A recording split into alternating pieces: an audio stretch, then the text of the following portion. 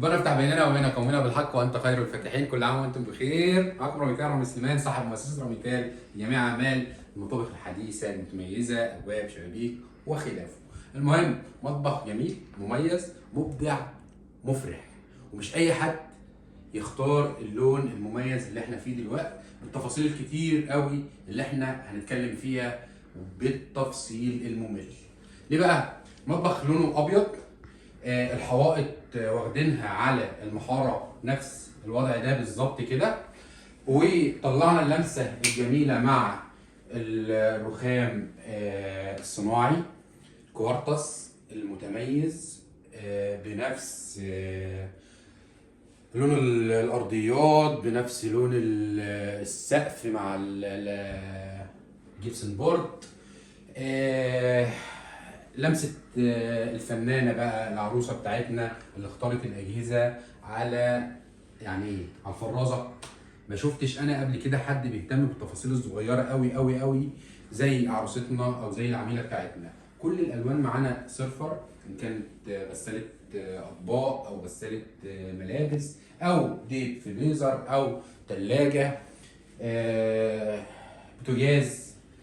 طيب هنا بقى قالت انا لازم اكسر اللون الابيض بحاجه بسيطه كده وتكون مميزه.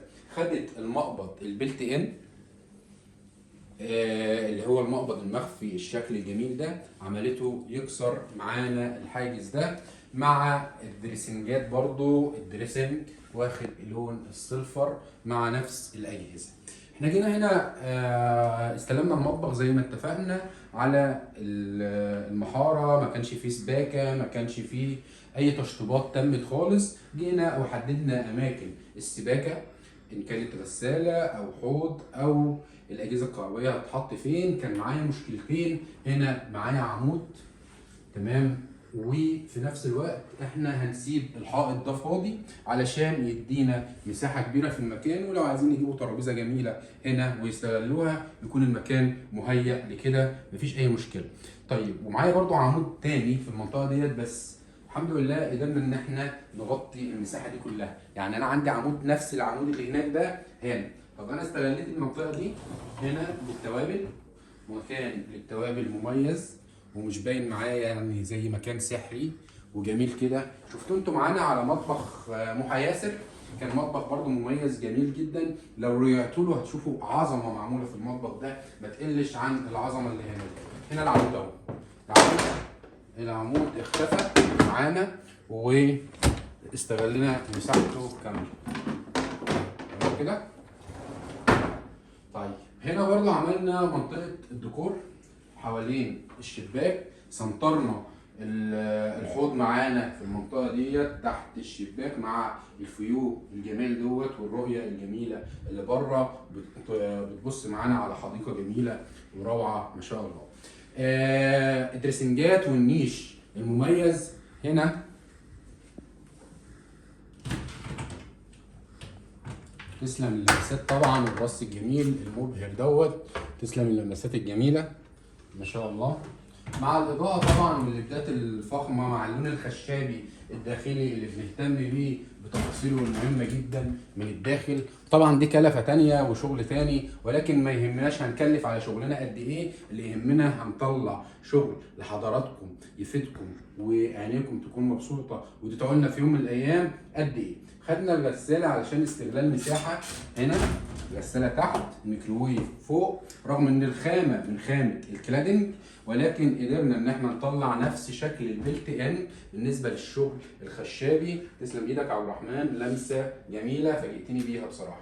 وهنا لو انا عايز اخد الجهاز للصيانه او للنظافه او هو متاح معايا القلاب اهو كده. قفلنا خدنا شكل البلت ان. طبعا الميكروويف المعتاد لو هو مش مرتبط بغساله او بفرن او بنعمل مساحته بتكون مظبوطه معايا بالظبط، بيطلع شكل البلت ان بالظبط. لكن مع التفاصيل اللي هي بتبقى مرتبطه بنضطر ان احنا نفكر لها فكره تانيه. منطقه المطبخيه ليه هنا وليه بعيد عن الحوض؟ ليه مش بعيد، مش قريبه من الحوض؟ علشان انا غسلت الاطباق معايا هنا، يبقى انا اخدت غساله الاطباق مع المطبخيه، بحيث ان انا انظم وارتب بكل سلاسه، وفي نفس الوقت هي تقدر تحط الاجهزه بتاعتها او مكان الكوفي كورنر في المكان المميز ده. هنا كان معايا برضو ركنيه داخل عمود، مكان كله فيه اعمده ولكن استغليناها كما يجب ان يكون، ان كان تحت ولا ان كان فوق مستغله كويس خالص اهو. ده عمق كبير خالص.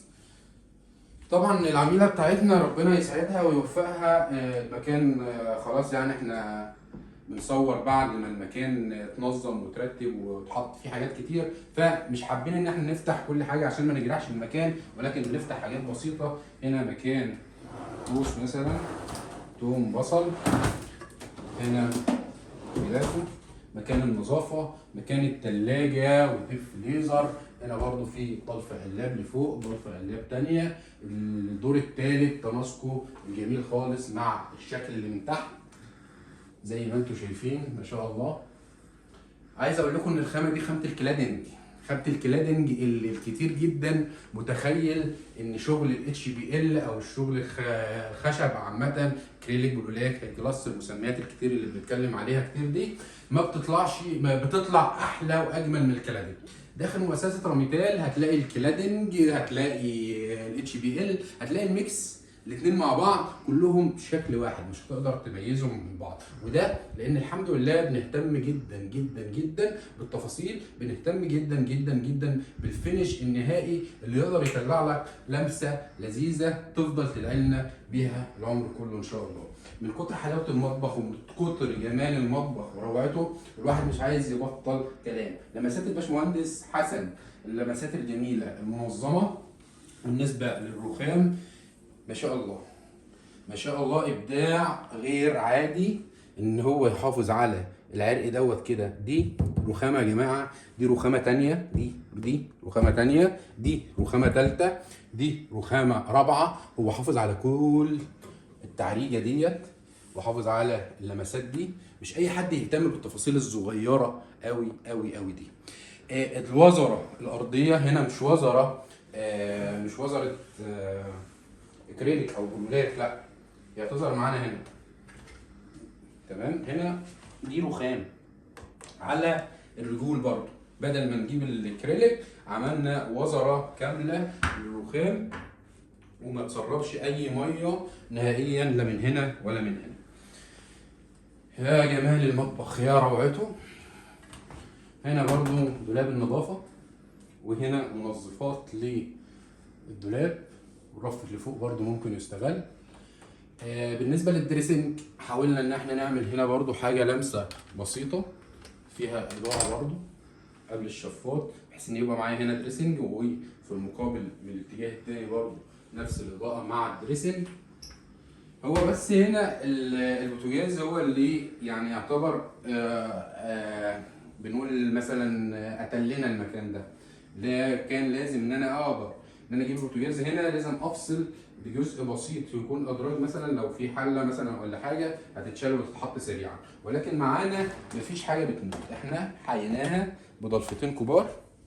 ولو تفتكروا ان هنا اصلا في عمود ومضيع معايا مساحه، فانا استغليت المساحه ديت زي ما حضراتكم شايفين. يبقى احنا حافظنا على مثلث الحركه كما يجب ان يكون، كما يجب ان يكون. غسالتين، الحوض، البوتاجاز مستقل بذاته بعيد جدا جدا، الديب فريزر، الثلاجه، يعني اللي داخل ياخد حاجه من هنا او من هنا احنا ملناش علاقه بيه. لو هو واقف هنا، طب لو حد واقف هنا ملناش برضه علاقه بيه. لو حد شغال هنا او هنا، لو حد هياخد حاجه من النيش، كل التفاصيل مدروسه كويس قوي قوي قوي. اخواتي وحبايبي بحبكم في الله. طيب قبل ما ننهي تعالى نشوف الشفاط الجميل اللي برضه خد مننا وقت كبير قوي عشان نطلع منه اللمسه دي. هنا ما كانش معمول حساب اساسا شفاط هرمي، ما كانش معمول حساب شفاط ديجيتال، ما كانش معمول حساب شفاط حرف تي، لا احنا معمول حساب شفاط مسطح. وعلشان بنهتم برضه بتفاصيلنا وبنهتم بالعملاء بتوعنا، فكرنا واضفنا الفكره الجميله دي. لحظة واحدة. فكرنا هنا بإيه بقى؟ اللاي اللذيذ دوت.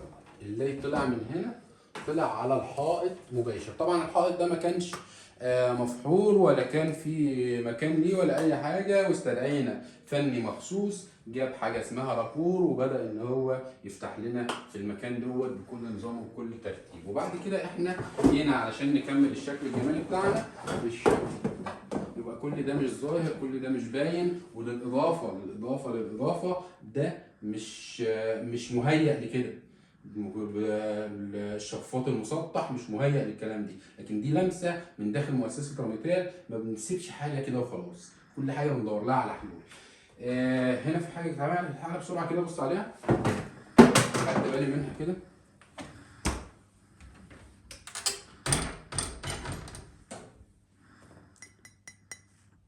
صلوا على النبي. انا انبسطت.